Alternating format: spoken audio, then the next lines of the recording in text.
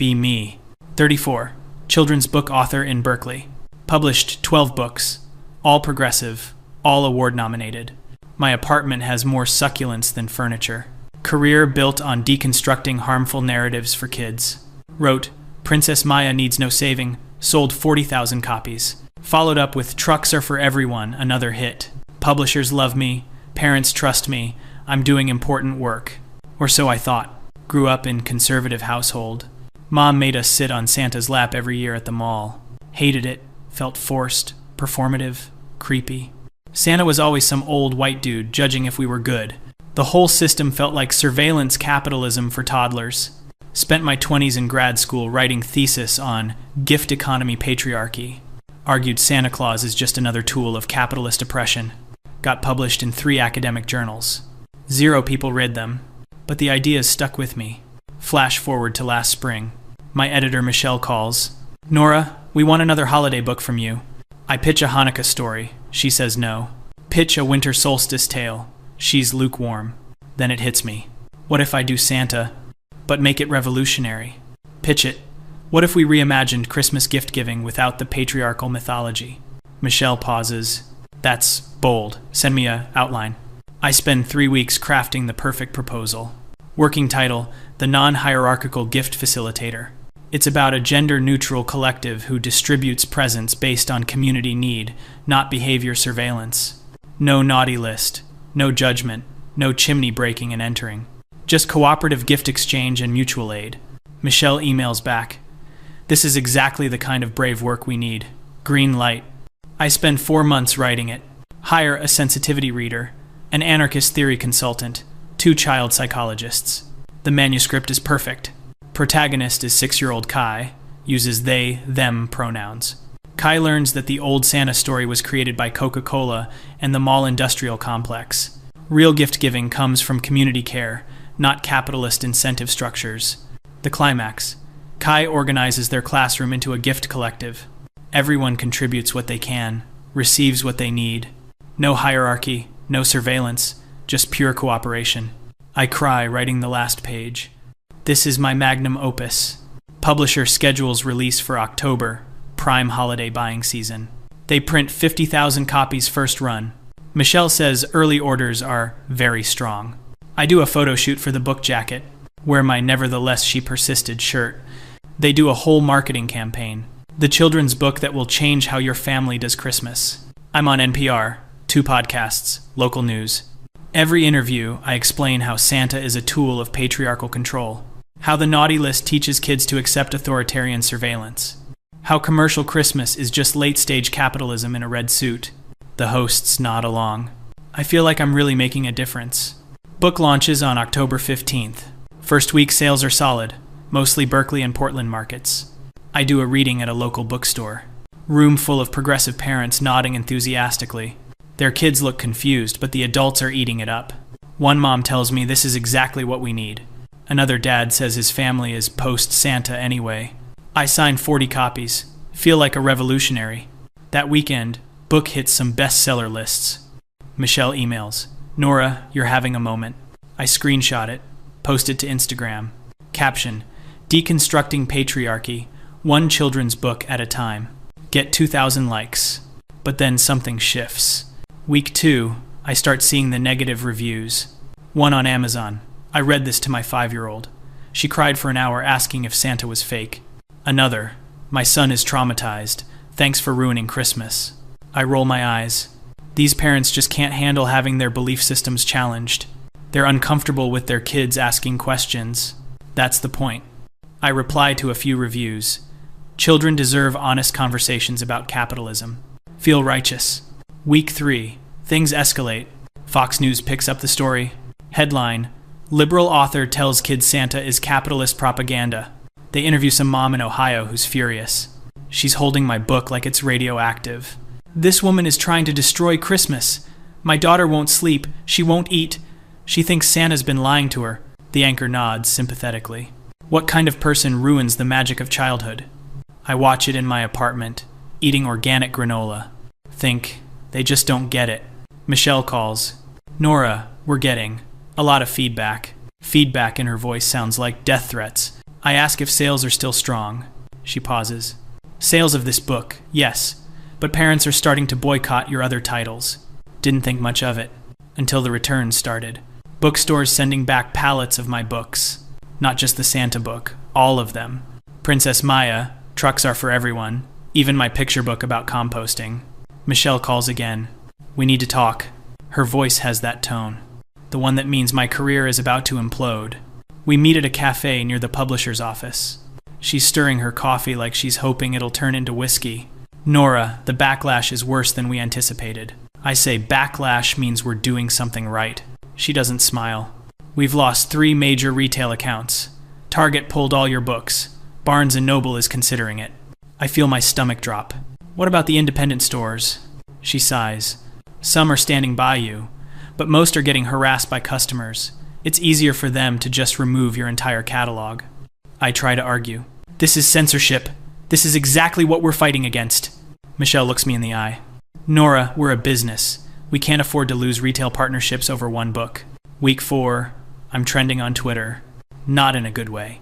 Hashtag boycott Nora is the number 3 hashtag in the US.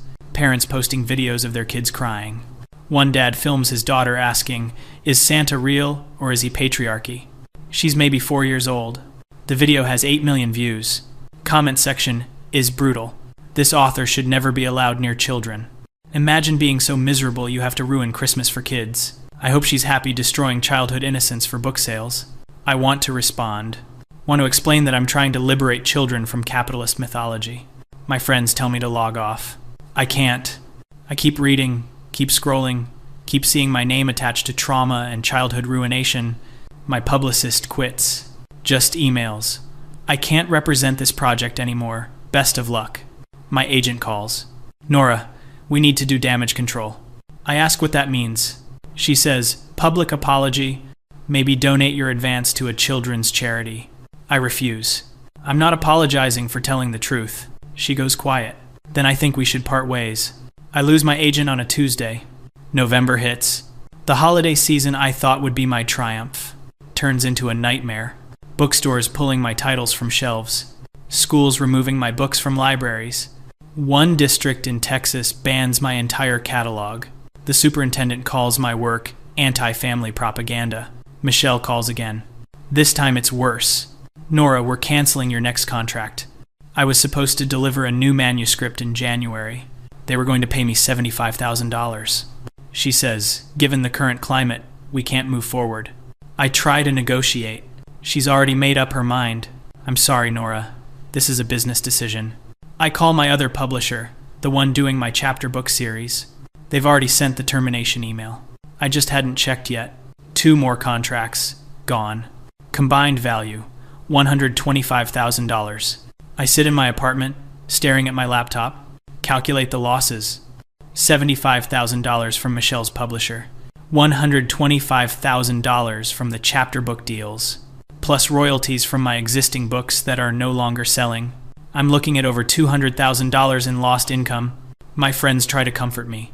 You were brave, Nora. You challenged the status quo. The patriarchy always strikes back at revolutionary women. But I can't pay rent with validation.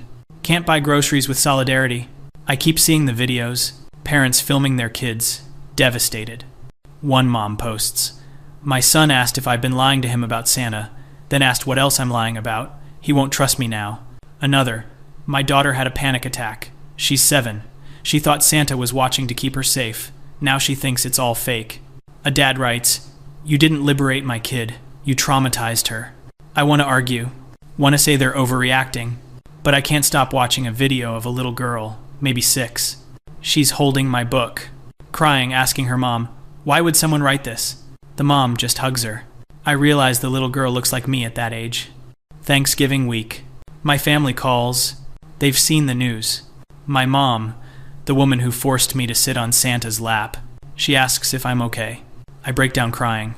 Mom, I was just trying to help kids think critically. She's quiet for a moment. Honey, kids need magic. They have their whole lives to be disillusioned. I want to argue, want to explain my thesis about capitalist mythology, but I'm too tired. I start reading the studies my publisher sent, the ones their legal team compiled, research on childhood belief and cognitive development. Turns out, Santa isn't about surveillance or capitalism. It's about wonder, imagination, the ability to believe in something bigger. Kids who believe in Santa show higher levels of creative thinking. The magic years are crucial for emotional development. Losing that belief prematurely can actually cause real distress. I think about my book, how I positioned it as liberating, how I thought I was freeing kids from patriarchal control. I was just taking away their sense of wonder. My royalty statement comes. Sales of the Non-Hierarchical Gift Facilitator have dropped 90%. My other books, the ones that were steady sellers, are down 95%. I made $6,000 this quarter. Used to make $30,000. I can't afford my apartment anymore. Start looking at roommate ads on Craigslist. I see a video of a book burning. Some church group in Alabama. They're burning my books in a parking lot. I feel sick. Not because they're burning my Santa book, but because they're burning Princess Maya too. The book I wrote to empower little girls. Now it's ash, because I couldn't leave well enough alone. Michelle emails one last time. Nora, I'm sorry it ended this way. For what it's worth, I think your heart was in the right place. I write back, was it though? She doesn't respond. Christmas approaches. I see my book in remainder bins, $2.99, marked down from $18.99. No one's buying. I see families shopping for holiday books. They pick up classics, new releases, anything. They see my name on the spine. Put it back. I'm a warning label now. I think about the kids. The ones whose parents read them my book. The ones crying in those videos. I told myself I was helping them, teaching them to question, to think critically. But they're 5, 6, 7 years old. They weren't ready to deconstruct capitalism. They just wanted to believe in magic for a little while longer. I try to write something new. Can't. Every sentence feels hollow. Every character feels preachy. I don't trust myself anymore. New Year's Eve. I'm alone in my apartment, scrolling through the news coverage. One article calls me the woman who tried to cancel Santa. Another, how one author lost $200,000, ruining Christmas. I think about my thesis, my years of research on gift economy patriarchy, all that work trying to dismantle harmful systems. I didn't dismantle anything. I just hurt kids and destroyed my career in the process. I get an email from a teacher. She's not angry, just sad. Nora, I used to love your books. I taught Princess Maya to my second graders every year, but after the Santa book, parents don't trust anything with your name on it. I had to remove all your books from my classroom. I'm sorry. I write back. I'm sorry too. I mean it. I finally understand what I did wrong. It wasn't challenging the patriarchy. It wasn't questioning capitalism. It was forgetting that childhood is supposed to be magical, not because magic is a lie, but because believing in something wonderful is how kids learn to hope. And I took that away. Not to liberate them, but to prove a point. It's January now. Still can't find a new publisher. My name is toxic. Agents won't return my calls. I'm applying to day jobs, anything to pay rent. Thinking about leaving Berkeley, maybe Portland, maybe somewhere no one knows my name. I see a mom and daughter in a bookstore. The girl is maybe 6, holding a picture book about Santa. She's smiling, eyes bright. The mom sees me, recognizes me, pulls her daughter away quickly. I don't blame her. Sometimes I wonder if I can come back from this. If I apologize, if I donate the money, if I write something different. But I think the damage is done. I'm the author who ruined Christmas. And no amount of community organizing or anarchist theory can fix that. I was so sure I was right. So convinced that I was helping. Never occurred to me that sometimes kids just need to believe in something magical. Even if it's a fat guy in a red suit. The Non-Hierarchical Gift Facilitator. Failed to facilitate anything except my own cancellation.